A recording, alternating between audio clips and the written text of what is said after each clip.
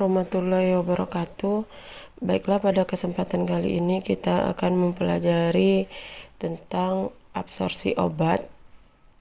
Absorpsi obat ini sudah menjadi bagian terpenting dalam mekanisme penyerapan obat, di mana pengertiannya adalah perpindahan obat atau molekul obat dari tempat aplikasinya menuju sirkulasi sistemik atau pembuluh darah atau pembuluh limfe. Absorpsi merupakan proses terpenting di mana dia menentukan efek dari obat tersebut. Jika berapa jumlah obat yang diabsorpsi, itu kemungkinan obat yang akan memberikan efek bagi tubuh kita. Jadi sehingga absorpsi itu merupakan bagian terpenting yang harus kita pahami bagaimana prosesnya. Kemudian apa saja sih yang mempengaruhi besar atau kecilnya absorpsi obat? Yang pertama, kecepatan disolusi, yaitu kecepatan kelarutan obat. Kemudian yang kedua itu ukuran partikel. Semakin kecil ukuran partikel, maka semakin baik absorpsi obat tersebut. Setelah itu yang ketiga adalah kelarutan dalam lipid atau air. Ini berkaitan sama struktur tubuh kita yang mengandung lemak dan air. Kemudian yang ketiga itu ionisasi. Yang keempat itu adalah aliran darah ke tempat absorpsi. Jadi semakin baik aliran darah, maka absorpsi obat juga akan semakin baik. Kenapa?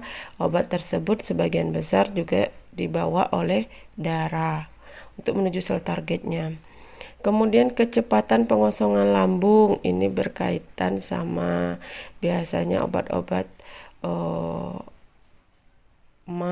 kemudian mortalitas usus. Ini kecepatan mortalitas usus juga mempengaruhi absorpsi obat. Kemudian pengaruh makanan atau obat lainnya, ini bisa kita contohkan. Pengaruh makanan itu kalau kita minum obat kemudian kita minum susu, maka efek obatnya akan menjadi berkurang. Itu kaitan absorpsi sama makanan. Atau ada obat A dengan obat B, kemudian obat A menjadi berkurang efeknya karena ada obat B di sana yang menempati reseptornya, itu juga bisa. Kemudian cara pemberian juga berpengaruh. Kenapa? Kalau obat minum, otomatis absorpsi obatnya melalui proses yang panjang. Sedangkan kalau obat, misalnya kita beli obat secara IV, intravena, maka dia lebih cepat terabsorpsi. Kemudian ini mekanisme absorpsi obat itu ada berapa banyak sih? Pertama difusi pasif, kemudian terfasilitasi, transport aktif ini yang konveksi, pasangan ion, pinositosis, dan ada lagi satu lagi fagositosis. Itu lupa saya masukkan di sini, tapi ada di penjelasannya. Jadi dia ada, pertama kita masuk ke difusi pasif. Jadi difusi pasif itu adalah proses di mana difusi molekul secara spontan atau perpindahan molekul secara spontan dari daerah yang berkonsentrasi tinggi ke daerah yang berkonsentrasi rendah. Contoh obatnya itu glikosida jantung dan asam organik lemah serta basa organik lemah. Jadi dia itu berpindah tanpa ada perantara. Jadi dia langsung pindah saja dari yang konsentrasinya tinggi ke yang konsentrasinya rendah. Jadi dia berpindahnya langsung tanpa ada perantara apapun. Kemudian yang dipindahkan itu adalah molekulnya ya, atau zatnya, bukan pelarutnya. Jadi kalau difusi itu zatnya yang dipindahkan. Itulah nanti akan membedakan antara difusi dengan osmosis. Oke, lanjut ke difusi terfasilitasi. Ini maksudnya adalah obatnya berpindah tapi ada media pembawanya.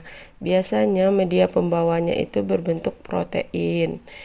Jadi dia seharusnya tidak bisa masuk, tapi dengan adanya protein tersebut, dia menjadi tempat masuknya zat tersebut. Contohnya samping ini glukosa. Ketika dia berhenti pada media pembawa, maka media pembawanya akan berubah struktur untuk membuka bagian bawahnya sehingga zat tersebut menjadi masuk ke dalam sel target atau sel-sel. Nah, contoh obatnya itu, nah itu contohnya ya, kebuka dan masuklah glukosa. Tadi itu sebagai contohnya glukosa. Namun ada juga obat lain seperti fluconazole dan fluorouracil. Juga kerjanya seperti itu, ada media pembawa. Kemudian kita lanjut lagi yang ketiga, yaitu proses absorpsi obat melalui dengan cara osmosis. Nah, kalau dengan cara osmosis ini pelarutnya yang berpindah dari membran semi permeabel dari konsentrasi zat yang pelarut yang tinggi ke konsentrasi pelarut yang rendah. Jadi dia yang berpindah itu cairannya. Makanya contoh obat yang ada di sini itu manitol, sukrosa, dan magnesium sulfat. Nah, seperti kita ketahui manitol itu kan untuk diuretik. Jadi dengan adanya manitol, maka cairan-cairan akan tertarik dari yang pelarutnya tinggi ke pelarutnya rendah, sehingga akan terjadi proses diuretik. Nah, itu contoh dari osmosis. Makanya manitol itu dikenal dengan diuretik osmosis. Jadi yang membedakan dengan difusi pasif, kalau difusi pasif itu molekulnya yang berpindah. Kalau osmosis itu pelarutnya yang berpindah.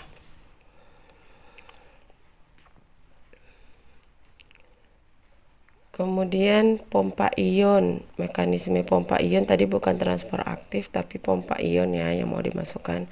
Nah, kalau pompa ion ini perpindahan ion dengan cara melawan gradien konsentrasi.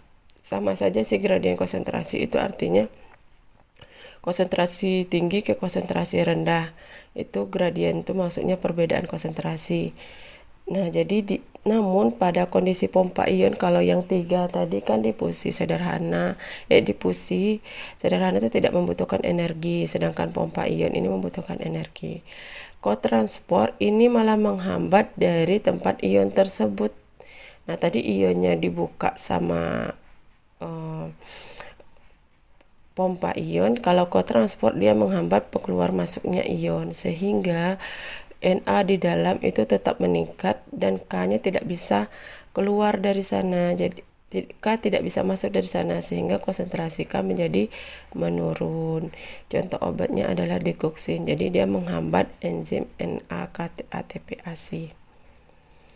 Terus yang kemudian fagositosis. Kalau fagositosis ini dia menelan zat membentuk vesikula baru dari membran plasma.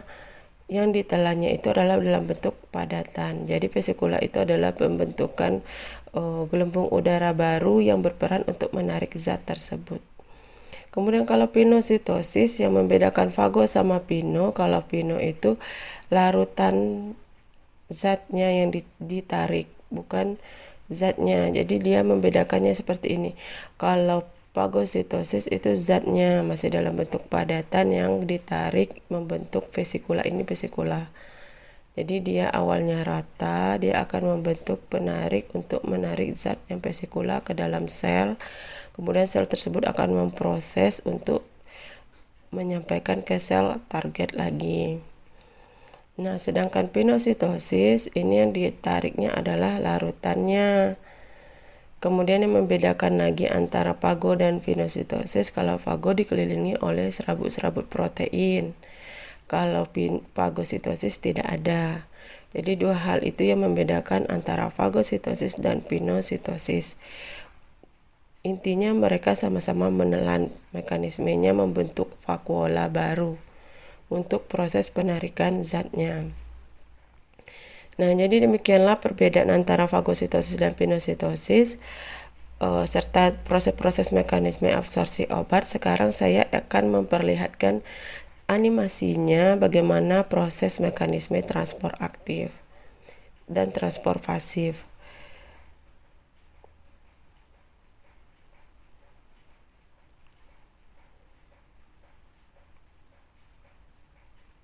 Oke, ini adalah video dari transport pasif itu yang tadi yang difusi, kemudian difusi terfasilitasi dan osmosis. Nah, sekarang saya akan melihatkan. Nah, ini difusi. Jadi difusi itu adalah proses perpindahan zat padat, cair, ataupun gas dari konsentrasi tinggi ke konsentrasi rendah melalui membran plasma. Jadi mekanismenya seperti ini. Zat yang konsentrasinya tinggi, zat obat, akan berpindah langsung saja ke konsentrasi yang rendah. Nah, pindahnya langsung tanpa ada hambatan. Itu ya, zatnya berpindah. Itu penyerapan secara difusi sederhana atau difusi yang biasa tadi. Yang pertama kali. Kemudian difusi terfasilitasi, ini tadi kan ada molekul pembawa, itu biasanya protein yang berperan dalam proses membantu penyerapan zat tersebut. Nah, jadi dia ada protein ini di dalam sel yang sebagai akan menjadi sel targetnya itu ada protein, kemudian zat masuk yang seharusnya tidak bisa masuk, masuknya melewati protein ini. Sehingga ketika dia masuk, proteinnya akan berubah bentuk dan membuka ke bawah sehingga zatnya bisa masuk. Nah, itu difusi terfasilitasi. Nah, sekarang kita masuk ke osmosis. Jadi osmosis itu caranya gimana? Perpindahan air atau zat pelarut dari larutan hipotonis ke hipertonis. Nah, sehingga dia yang berpindah itu adalah airnya. Seperti yang saya contohkan tadi, manitol ya. Manitol itu yang berpindah itu bukan obatnya, tapi dia bertugas menarik cairan sehingga terjadilah diuretik. Makanya dia dikenal dengan difusi diuretik osmosis, salah satu contoh diuretik osmosis. Nah, sekarang saya akan memperlihatkan bagaimana mekanisme fagositosis dan pinositosis. Nah, pada sel yang bertugas penyerapan obat,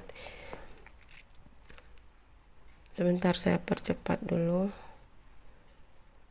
Oke, pada sel yang bertugas dalam penyerapan obat, ini obatnya, ini sel ini akan membentuk, sel yang menjadi target itu akan membentuk vakuola baru.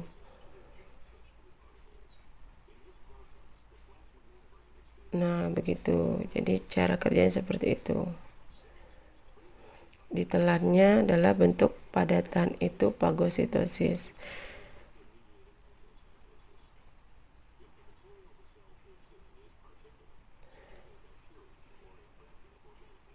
Nah, ini saya contohkan karena secara sistem biologinya seperti itu. Contohnya bakteri ya, tapi mekanismenya sama seperti itu.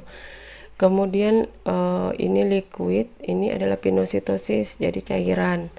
Nah, itu adalah perbedaan fagositosis dan pinositosis. Proses dia mengabsorpsi obat, jadi dia membentuk gelembung udara vakuola baru atau gelembung baru yang berperan menarik zat yang dibutuhkan untuk mencapai sel target dari obat tersebut atau absorpsi obat tersebut ke dalam sel-sel target. Nah, baiklah, demikianlah penjelasan saya tentang absorpsi obat. Jika ada yang tidak jelas dengan penjelasan saya, silakan ajukan pertanyaan pada kolom WhatsApp yang telah kita sepakati sebelumnya. Saya akhiri. Assalamualaikum warahmatullahi wabarakatuh.